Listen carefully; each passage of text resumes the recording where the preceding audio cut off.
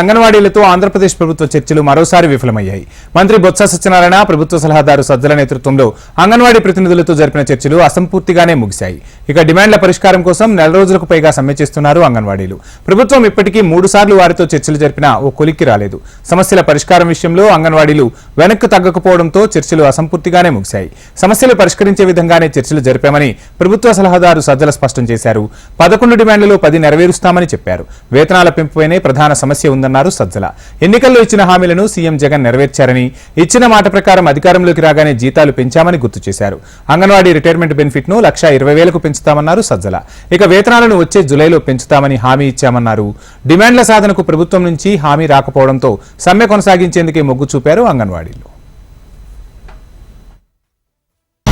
సమ్మె చేస్తున్నారని ఒక వ్యతిరేక ధోరణితో చూడడం లేకుండా సమస్యలు వీలైనంత వరకు పరిష్కారం ఎట్లా చేయాలనేది ఆలోచిస్తారు. సానుకూలంగానే చర్చల వైపు అడుగులు వేస్తారు.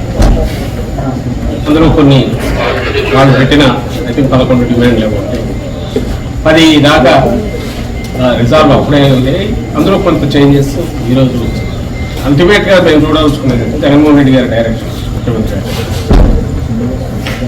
అలా సమస్యలు ఏవేవైతే ఇమ్మీడియట్ పరిష్కరించాలంటే అవకాశం ఉందో, లేదా